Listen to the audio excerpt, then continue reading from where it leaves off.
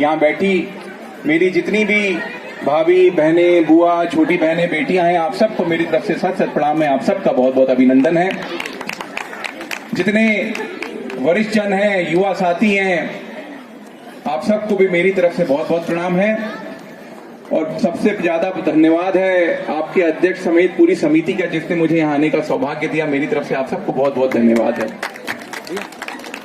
ऐसे बच्चों के लिए और उनके पेरेंट्स के लिए मेरा एक छोटा सा निवेदन है कि हम लोग जब यहाँ आते हैं, और चूंकि हमारे आजू बाजू जो है बहुत अच्छा कल्चर रहता है, सब तरफ के लोग रहते हैं, तो सबसे पहले तो हमारी मेंटेलिटी बहुत ब्रॉड होती है। लेकिन एक चीज होती है जो हमारी पहचान होती है, हमारे समाज की पहचान होती है। क्या? हमारी भाषा। आप सिंधी के पास चले जाओ, आप तमिल के पास चले जाओ, तो हर किसी की जो एक पहचान होती है वो उनकी भाषा होती है। तो अपनी भाषा को बनाए रखना जरूरी है। और बहुत सी एक्टिविटीज चलती रहती है, कोचिंग चलती रहती है। मैं भी खैर 9th 10th के बाद ज्यादा नहीं जा पाया, पर जब बच्चे छोटे हों तो जरूर जाइए। अपनी माटी की पहचान उनको होनी चाहिए, अपनी माटी की खुशबू उनके अंदर जरूर होनी चाहिए। तो अब मैं आपको अपनी एक छोटी सी कहानी बता देता हूं। जो लोग नहीं जानते हैं उनको पता रहना चाहिए कि परिस्थितियां आपको कहां से कहां ले जा लेती हैं। मैं स्कूलिंग मेरी भोपाल में हुई, इंजीनियरिंग मैंने विदिशा से किया। उसके बाद मैं IAS की तैयारी कर रहा था, दिल्ली में सिलेक्शन नहीं हुआ। फिर मैंने मुंबई KJ सोमाया से फाइनेंस में MBA किया। फिर मैं हैदराबाद में जॉब कर रहा था, फिर मैं मलेशिया में रहा। और उसके बाद मैं जिस कंपनी में जॉब कर रहा था उनका एक प्रोजेक्ट बालाघाट में था। तो मैंने बोला यार मुझे वहां आने जाने का आप मौका दीजिए। तो उन्होंने बोला ठीक है, आपको पूरे MP का कोऑर्डिनेटर बना देते हैं। तो मैं जिस कंपनी में आज भी जॉब कर रहा हूँ, मैंने अभी जॉब छोड़ा नहीं है, मैं उसमें जॉब कर रहा हूँ, उसका मैं MP का रीजनल कोऑर्डिनेटर हूँ। तो उस कंपनी ने बोला ठीक है, आप पूरे MP का काम देखिए। मैं बोले लोकेशन क्या चाहिए? मैं बोला बालाघाट दे दो, जितने दिन होगा बालाघाट रह लेते हैं। क्योंकि वो कहते हैं ना, माटी बुलाती है। वो खास लोग हैं जिनमें बाहर आने की हिम्मत थी, जिनमें बाहर आने का जज्बा था। आप अपने जज्बे को पहचानिए और एक बार अपनी माटी के प्रति भी अपनी जिम्मेदारियों को समझते वापस जाके अपने लोगों को जरूर बताइए कि हमें क्या करना चाहिए, कैसे करना चाहिए। यही निवेदन रहेगा आपसे। तो बालाघाट में एक पवार छात्रावास होता था, किसी को पता है? आप में से पुराने लोगों को पता है? बहुत बढ़िया। तो वो सोच थी 1951 में 12 लोग साथ में आए, जिनमें से एक मेरे दादाजी थे। उन लोगों ने सोचा कि जो गांव के बच्चे हैं वो जब बालाघाट आएंगे तो उनको पढ़ने में तकलीफ जाएगी। तो ऐसे 12 लोगों ने मिलके, जिसमें प्रमुख भूमिका में हमारे पोंडी वाले फूफा जी लोग, सब लोग थे। तो इनने एक छात्रावास का निर्माण किया जो कि 1961 में बन के कंप्लीट हो गया। और गांव के काफी सारे लोग आके वहां पे रह के पढ़ते थे। वही लोग आगे जाके टीचर बने, बैंक्स में गए। उनमें से कुछ लोग पॉलिटिक्स में आए, KD देशमुख जी, लिखीराम कावरे जी, ये सब एग्जाम्पल्स हैं कि जो वहां पे रह के पॉलिटिक्स में आए। तो ये क्या था? एक सोच थी हमारे लोगों की कि हमारे लोग आगे बढ़ना चाहिए, एक सपोर्ट स्ट्रक्चर हमको डेवलप करना चाहिए।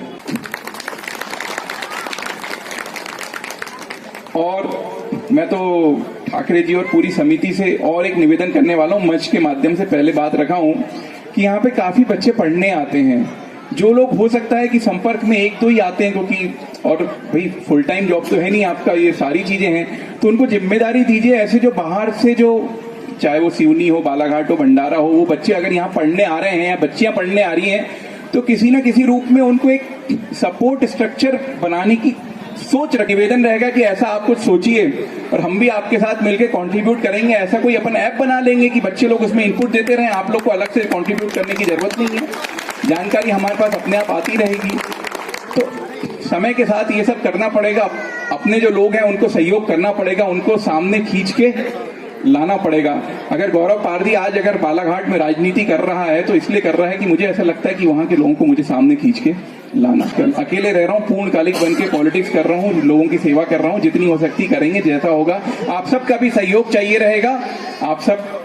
और मैंने कभी सोचा नहीं था, बट जॉब करते करते थोड़ा पॉलिटिकल बैकग्राउंड था, नानाजी MLA रहे थे, थोड़ा बहुत इंटरेस्ट था।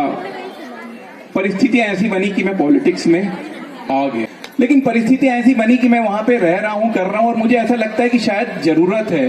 क्योंकि एक जो सब तरफ दुनिया घूम के आप जब जाके वहां पे एक दिशा दे सकते हो, विजन दे सकते हो, वहीं पे रहते हुए शायद नहीं दे सकते। तो यहाँ पे आके आप जितने लोग यहाँ इंदौर में रह रहे हैं या देवास में रह रहे हैं या पीथमपुर में रहते हैं, आपकी एक विशेष जिम्मेदारी है। मेरा आपसे एक विशेष निवेदन है, ध्यान से सुनिएगा। देखिए, आप लोग जो घर से बाहर निकले ना, आप लोग हिम्मत वाले लोग हैं, आप लोग करेजियस लोग हैं, क्योंकि घर छोड़ना आसान नहीं होता। हमेशा से जो लोग हिम्मती रहते हैं, जज्बा जिनमें रहता है, वो घर छोड़ के बाहर जाते हैं। और जब आप घर छोड़ के बाहर आए, आप यहाँ पे कुछ भी कर रहे हो, नौकरी कर रहे हो, व्यवसाय कर रहे हो या कुछ भी कर रहे हो, कोचिंग पढ़ा रहे हो, सारी चीजें कर रहे हैं, कोई सर्विस में है, कोई कुछ में है, या पढ़ाई कर रहे हैं। जो मेरे भाई लोग, छोटे भाई बहन यहाँ पे अगर हैं जो कि यहाँ पे कॉलेजेस में पढ़ाई कर रहे हैं या कोचिंग कर रहे हैं, आपके लिए भी ये संदेश है। देखो, आप यहाँ पे आए, आपने इंदौर में बहुत कुछ देखा कि इंदौर कहाँ जा रहा है, क्या सोच है लोगों की। देखते हो कि यहाँ बहुत अच्छा है। ये क्यों है पता है?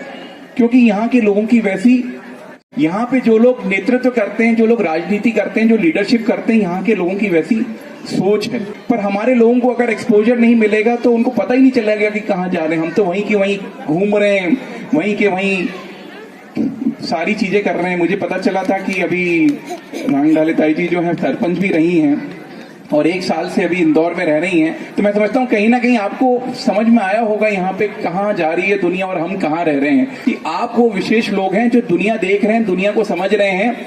आपकी एक जिम्मेदारी है किसके प्रति? अपने लोगों के प्रति जो वहां पे हैं, उनके प्रति एक छोटी जिम्मेदारी है कि उनको आप बताइए कि दुनिया। आभार करते हुए मुझे यहाँ बुलाने के लिए पुनः बहुत बहुत धन्यवाद देता हूँ।